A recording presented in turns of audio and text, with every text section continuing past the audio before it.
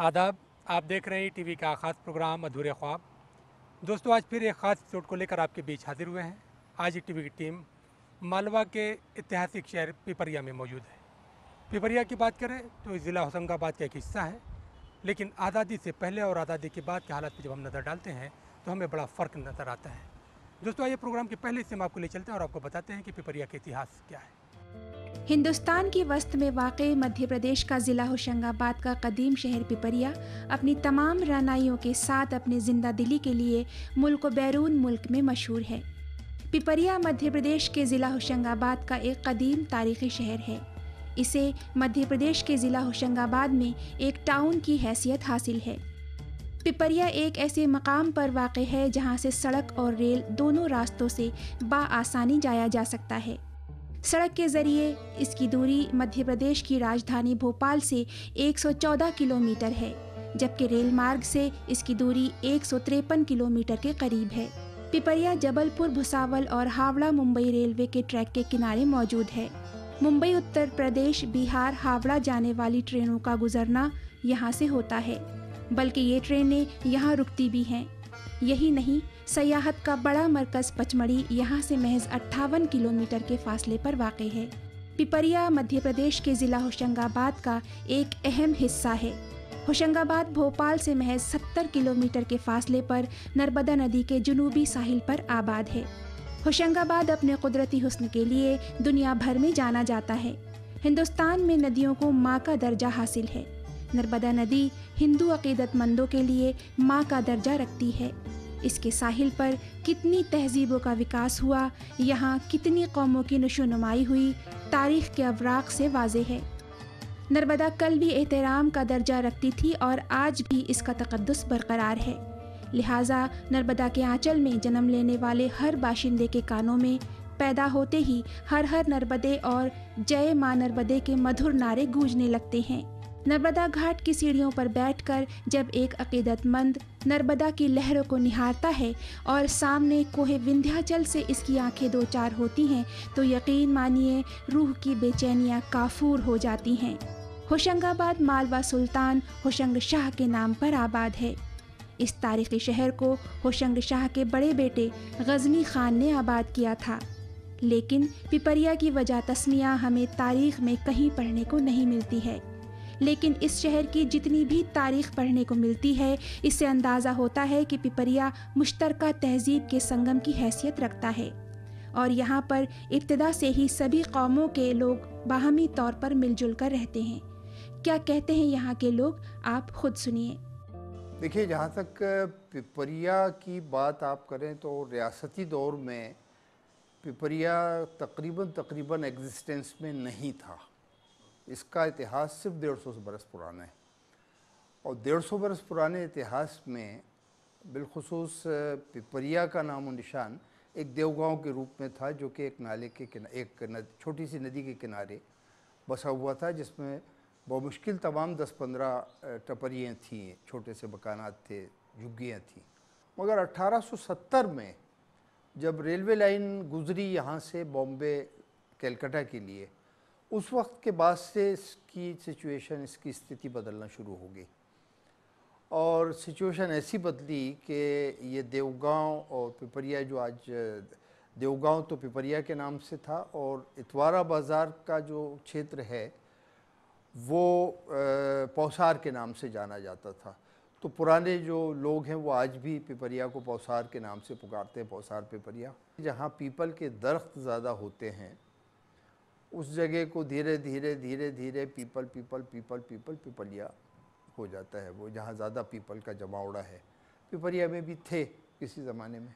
पिपरिया सतह समंदर से 328 मीटर की बुलंदी पर आबाद है। 2001 की मरदमशुमारी के मुताबिक पिपरिया की कुल आबादी 1,41,000 थी। नई मरदमशुमारी में ये तादाद बढ़ गई है। पिपरिया की कुल आबादी में 53% मर्द और 47% ख्वातीन की आबादी है। पिपरिया एक छोटा सा शहर ज़रूर है, लेकिन अगर यहाँ पर शराख्वानदगी की बात करें तो 61% है। पिपरिया का मौसम हमेशा खुशगवार रहता है। पिपरिया पचमढ़ी के दामन में वाक़ है। कुदरती तौर पर तमाम वसाइल से माला माल पिपरिया आज़ादी के बाद तरक्की की राह का तय नहीं कर सका। इसकी वजह यह है कि मध्य प्रदेश की तश्कील के बाद सूबे में जिन पार्टियों की हुकूमत कायम हुई, पिपरिया ही क्या ज़िला होशंगाबाद भी इनकी तरक्की का मरकज़ नहीं बन सका। यही वजह है कि मध्य प्रदेश के जब तरक्की पजीर ज़िले और शहरों की बात की जाती है तो इसमें हमें कहीं ज़िला होशंगाबाद और इसके कदीम टाउन पिपरिया का नाम देखने को नहीं मिलता है। मध्य प्रदेश हुकूमत के दोहरे रवैये से यहाँ के लोग सख्त नाराज़ हैं। इस सिलसिले में क्या कहते हैं आप खुद सुनिए।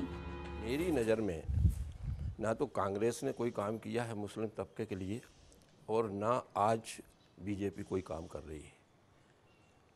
सारी बातें जो हैं दिखावा और एक किस्म का प्रोपेगेंडा है। हम तब मानेंगे कि जब हमें कोई भी पार्टी हमारे जो कमज़ोर वर्ग के मुस्लिम भाई हैं उनको सहायता मुहैया करा दे, वो आगे बढ़ जाएं। अच्छा, दूसरी बात यह है कि शिक्षा की भी कमी है, इस वजह से सरकारी योजनाओं का लाभ नहीं ले पाते हैं।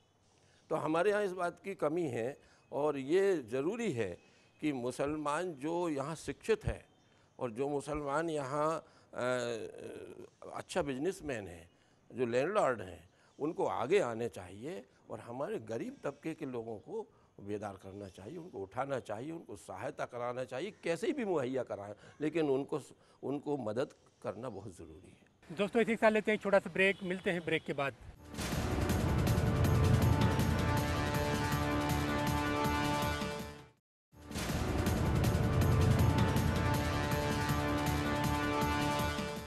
दोस्तों ब्रेक के बाद एक बार फिर आप सबका खैर मकदम और आप देख रहे हैं टीवी का ख़ास प्रोग्राम अधूरे ख्वाब।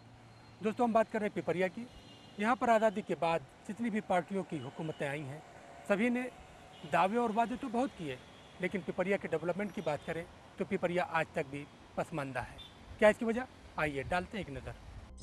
होशंगाबाद में दरियाए नर्मदा के जनूबी किनारे होशंगाबाद से 50 किलोमीटर दूर बसा तारीखी टाउन पिपरिया कई मानों में अहमियत का हामिल है।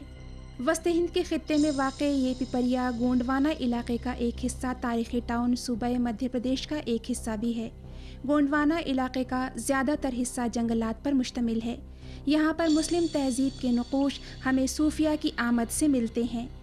गोंड हिंदुस्तान के कदीम बाशिंदे हैं और इनका रिश्ता द्रोड़ कौम से मिलता है। यहाँ पर मुख्तलिफ अफ़क़ात में मुख्तलिफ हुक्मरानों की हुकूमतें रही हैं। खिलजी, तुगलक से लेकर मुग़ल, मेठा और अंग्रेज़ों ने भी इस इलाके में अपना इक़्तिदार कायम किया था। आज़ादी के बाद जब नया सूरज तुलू हुआ तो यहाँ के लोगों को भी ये उम्मीद हुई थी कि उनकी किस्मत का सितारा चमकेगा, लेकिन इनका ये ख्वाब आज तक हकीकत में नहीं बदल सका। हालांकि यहाँ की आबादी में 75% हिंदू आबादी बूदोबाश करती है। 18% के करीब मुस्लिम और 7% दूसरी अक़वाम के लोग रहते हैं। पिपरिया शरह ख्वानगी की बात की जाए तो यहाँ पर मजमूई शरह ख्वानगी में हमें 61% देखने को मिलती है, लेकिन इस शरह ख्वानगी में मुस्लिम ख्वानगी की बात करें तो वो इंतहाई मायूस कुन है। पिपरिया में 10 high school, 3 senior secondary school और 3 डिग्री कॉलेज हैं। हालांकि यहाँ के लोगों की तालीम की ज़रूरत देखते हुए ये न सिर्फ कम है, बल्कि अगर टेक्निकल एजुकेशन की बात करें तो इस मैदान में हमें मायूसी दिखाई देती है। यहाँ पर ये तालीमी इदारे हैं, इनमें मुस्लिम तलबा और तलबात की शरह ख्वानदगी की बात करें तो वो न सिर्फ बहुत कम है, बल्कि अक़लियती तबका बिलखुसूस मुस्लिम समाज का तालीमी फ़ीसद इंतहाई मायूस कुन है। सीधी सी बात है, जब तक बच्चा रोएगा नहीं, माँ दूध नहीं पिलाएगी। हमारी सबसे बड़ी कमज़ोरी ये है कि हम कोई शिकायत लेके किसी के पास नहीं जाते, चाहे वो गरीब हो, अमीर हो, कोई भी हो। मुस्लिम समाज में हर मुस्लिम अपने आप को ये समझता है, चाहे वो चौथी फेल हो, लेकिन वो ये समझता है कि मैं ग्रेजुएट हूँ। सबसे मेन बड़ी कमज़ोरी ये है हम में, और इसी कमज़ोरी की वजह से हम जो नाकामियों के दौर से गुज़र रहे हैं, हमारी नाकामी सामने झलकती है। जो हमारे कहना चाहिए कि हमारे मुस्लिम रहनुमा हैं, एक छोटी सी कमेटी बना दें कि भाई आपकी ये जिम्मेदारी है कि आप ये 5 लोग जो हमारे मुस्लिम समाज में गरीब तबके के हैं, जिनके राशन कार्ड नहीं है, हमारे पास इतना टाइम ही नहीं है कि हम उनसे कह सकें या एक कमेटी बना सकें। मतलब रमज़ान शरीफ आते हैं, हम ज़कात लेके खड़े हो जाते हैं, साहब कोई लेने वाला है, लेकिन गवर्नमेंट की जो फैसिलिटीज़ हैं वो हम नहीं दे पाते हैं। मध्य प्रदेश के ज़िला होशंगाबाद के पिपरिया ही नहीं बल्कि पूरे गोंडवाना में मुस्लिम माशरा पसमानदगी का शिकार है। इसकी वजह यह है कि मध्य प्रदेश बनने के बाद सूबे के इक़्तिदार पर जो पार्टियां काबिज़ रही हैं, उन्होंने गोंडवाना ही क्या मध्य प्रदेश के मुसलमानों की तालीमी तरक्की का कोई ख़ास खाका तैयार नहीं किया। मध्य प्रदेश में मुस्लिम समाज ने तालीमी तौर पर जो तरक्की की है वो ज़्यादातर उनकी अपनी कोशिशों का नतीजा है। मध्य प्रदेश की शिवराज सिंह हुकूमत अक़लियतों बिलखुसूस मुस्लिम माशरे के मयार ज़िंदगी को बुलंद करने का दावा तो बहुत करती है, लेकिन इनके दावे की सच्चाई का अंदाज़ा आप इस बात से लगा सकते हैं, सूबे के आज़मीन हज को 2013 में हज हाउस से सफ़र हज पर भेजने का वादा किया गया था, लेकिन आज तक वो हज हाउस बनकर तैयार नहीं हो सका। यही नहीं, अक़लियती तालीम को लेकर मौजूदा हुकूमत कितना संजीदा है, इसका अंदाज़ा आप इस बात से लगा सकते हैं कि मदरसा बोर्ड जिससे मुस्लिम तलबा की एक बड़ी तादाद तालीम हासिल करती है, उसका कुल सालाना बजट 12 लाख रुपए है। अगर इस रकम को साल के एतबार से आप देखेंगे तो एक साल में आपको 8,000 रुपये के करीब का इजाफा दिखाई देगा। यही नहीं, मसाजिद कमेटी की बजट भी ऐसे ही सूरत हाल से वाबस्ता है। हुकूमत के इस रवैये का ही सबब है कि आज़ादी के बाद मध्य प्रदेश का मुस्लिम समाज पसमानदा से पसमानदा होता चला जा रहा है। मैंने अभी तक जो अनुभव किया है उसमें मुस्लिम समाज के लिए शासन की ओर से कोई ऐसी पहल नहीं की गई है कि जिससे वो जागरूक हो और शिक्षा की तरफ जागृत हो। और सामाजिक स्तर पर भी मैंने देखा है, सर्वे किया है कि हमारी जो स्थानीय संस्थाएं हैं उनने भी कभी ऐसा नहीं सोचा कि इनको शिक्षा की तरफ हम ज़्यादा से ज़्यादा मोड़ें। हायर एजुकेशन की बात तो बहुत दूर की बात है, लेकिन जो प्राइमरी एजुकेशन है वो भी हमारा क्या है, बहुत ही पीछे है मुस्लिम समाज का। इसकी वजह सिर्फ यही है कि ना तो हमें शासन की ओर से कोई मदद मिलती है और प्रोत्साहन मिलता है, और ना ही हमारे स्थानीय स्तर पर जो होना चाहिए वो मिल पाती है। होशंगाबाद जनूबी मध्य प्रदेश के शहरों में कलीद की हैसियत रखता है और यहाँ की फ़ज़ाओं में पिपरिया होशंगाबाद की शहरग है। यहाँ की बोली हिंदी ज़रूर है, लेकिन गोंडी बोली के साथ उर्दू के नग़मे भी गूंजते हैं। मध्य प्रदेश की उर्दू तारीख़ पर अगर आप नज़र डालेंगे तो आपको यहाँ की उर्दू में गोंडवी के साथ बुंदेली और मालवी के असरात नुमाया तौर पर नज़र आएंगे। यहाँ के मदारिस में उर्दू ज़बान आवाम की कोशिश से ज़िंदा है, लेकिन इससे अलग हटकर उर्दू के लिए हुकूमत की सतह पर ज़मीन हमवार करने की बात की जाए तो मध्य प्रदेश की साबका हुकूमत और मौजूदा हुकूमत ने उर्दू की फ़ज़ा साजगार करने के लिए कोई कदम नहीं उठाया, बल्कि उर्दू के लिए मध्य प्रदेश में हुकूमत के इक़दाम से ज़मीन इतनी तंग हो गई है कि सूबे में उर्दू मीडियम के स्कूल एक एक करके बंद होते जा रहे हैं। सबसे पहली वजह तो ये है कि गवर्नमेंट ने उर्दू के ताल्लुक़ से किसी किस्म का कोई फ़रोगियत मध्य प्रदेश में नहीं दी, और उर्दू के ताल्लुक़ से किसी किस्म का कोई भी सर्विस का कोई मामला नहीं है, जिसके कहें आप ज़रिया मुआश। तो ये बड़ी कमियां गवर्नमेंट की तरफ से रही हैं। इसके अलावा जो स्कूलों में गवर्नमेंट ने उर्दू पढ़ाने के ताल्लुक़ से जो ज़िक्र किया या जो सामान मुहैया कराया, वो सब चीज़ें स्कूलों में भी नहीं पढ़ाया जाता, और नहीं पढ़ाने की वजह ये है कि बच्चे फिर नहीं सीख पाते उर्दू। वजह ये है कि बच्चे स्कूलों में तो पढ़ नहीं रहे हैं। अब मदरसा अंजुमन इस्लामिया है, उसमें अल्हम्दुलिल्लाह उर्दू अरबी पढ़ाई जाती है, मगर वक्त मदरसे का जो वक्त है या बच्चे जो मदरसे में वक्त देना चाहिए वो वक्त नहीं दे पाते। उसकी वजह ये है कि हिंदी और इंग्लिश स्कूल में इतने मसरूफ़ रहते हैं कि मदरसे की तरफ तवज्जो कम रहती है। उर्दू हमारी मादरी ज़बान है और उर्दू के लिए गवर्नमेंट की तरफ से किसी भी स्कूल में किसी भी तरह की कोई क्लासेस नहीं चलाई जाती हैं, और हम इसके लिए काफ़ी सालों से कोशिशें भी करी हम लोगों ने। हम मस्जिद में यहाँ पे दोनों वक्त, मस्जिद में सुबह भी मदरसा लगाया जाता है और शाम के वक्त भी मदरसा लगाया जाता है, जिसमें अरबी के साथ उर्दू की खुसूसन तालीम दी जाती है। दोस्तों, आप देख रहे हैं टीवी का ख़ास प्रोग्राम अधूरे ख्वाब, और आज हम मौजूद हैं पिपरिया में। पिपरिया ज़िला होशंगाबाद का एक हिस्सा है। आज़ादी से पहले जहाँ पर इसकी एक रोशन तारीख थी, लेकिन आज़ादी के बाद मुसलसल हुकूमतों के ज़रिए इसको इग्नोर किए जाने से इसकी तरक्की नहीं हो पाई। यहाँ पर अगर हम उर्दू स्कूलों की बात करें, वक्फ इमलाक की बात करें, तो यहाँ पर बहुत सारी इमलाक हैं, लेकिन आज तक उनका तहफ़्फ़ुज़ नहीं हो सका। क्या इसकी वजह तो हम आपको बताएंगे, लेकिन उससे पहले छोटा सा ब्रेक। मिलते हैं ब्रेक के बाद।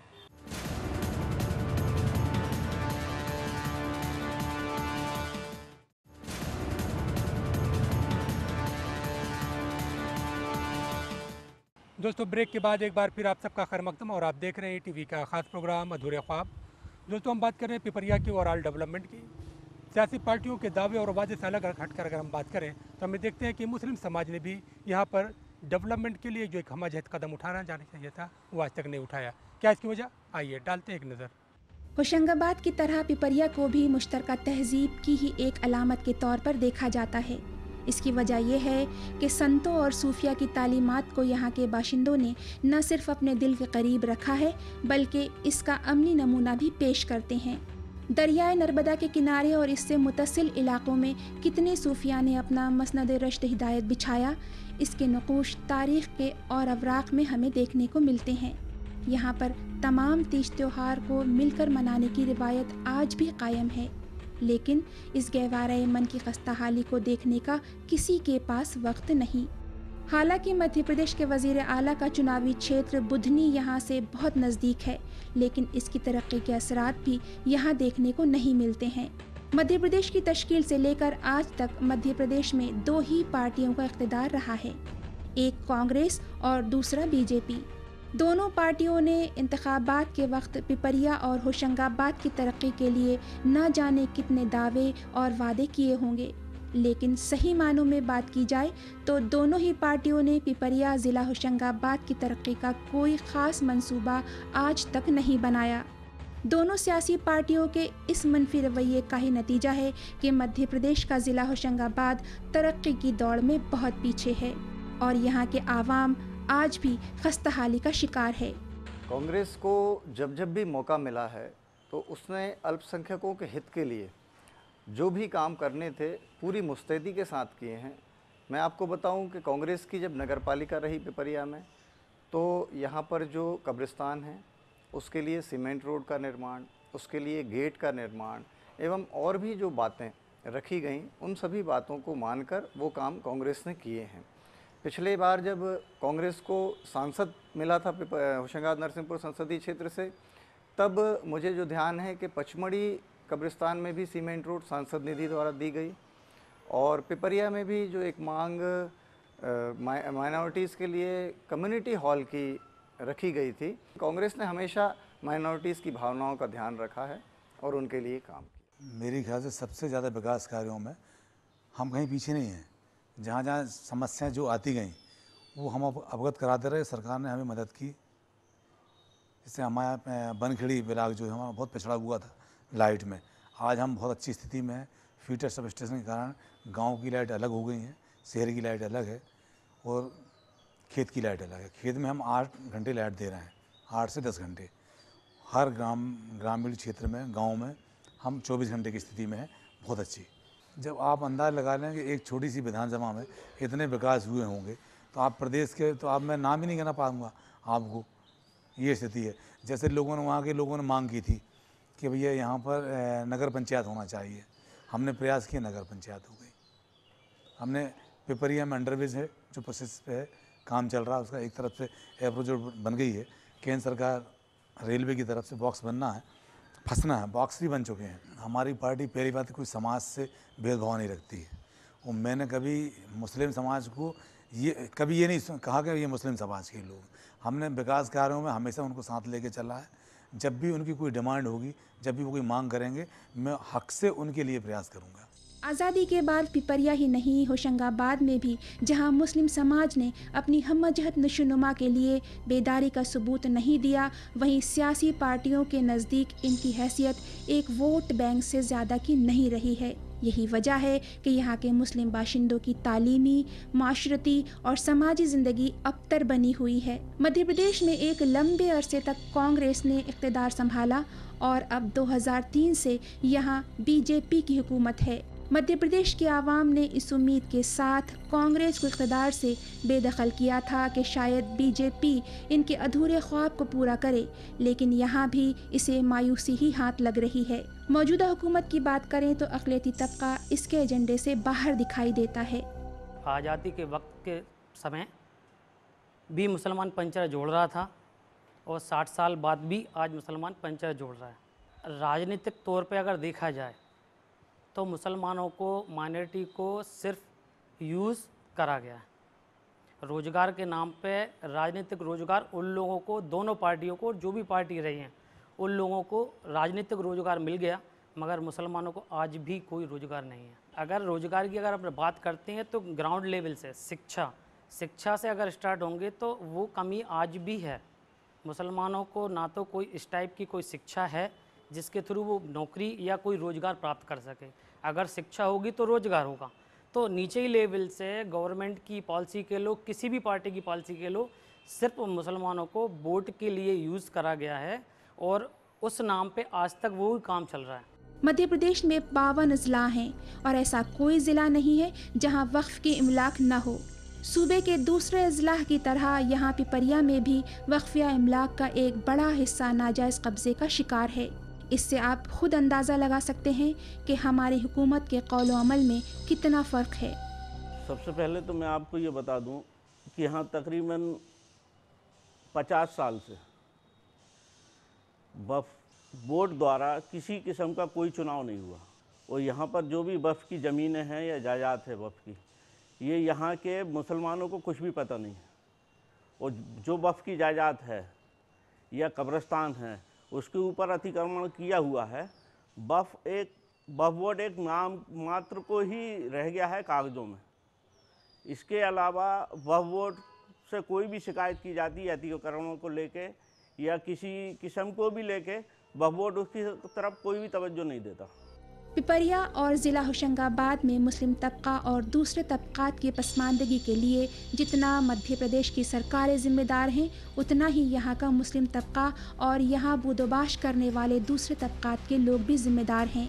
अगर मध्य प्रदेश के मुस्लिम समाज ने हुकूमतों के वादे और दावे से अलग हटकर अपनी इज्तमाइयत का मुजाहिरा किया होता तो कौमी सरबुलंदी के लिए अमली इक़दाम किया होता तो पिपरिया, होशंगाबाद क्या मध्य प्रदेश में मुसलमानों की तरक्की का नक्शा कुछ और ही होता। दोस्तों, आज़ादी के बाद पिपरिया की तालीमी, समाजी और आर्थिक सूरत हाल पर मबनी ETV का ख़ास प्रोग्राम अधूरे ख्वाब यहीं पर ख़त्म होता है। दोस्तों, हमारा ये प्रोग्राम आपको कैसा लगा? आप अपनी राय हम इस पते पर लिख भेजिए।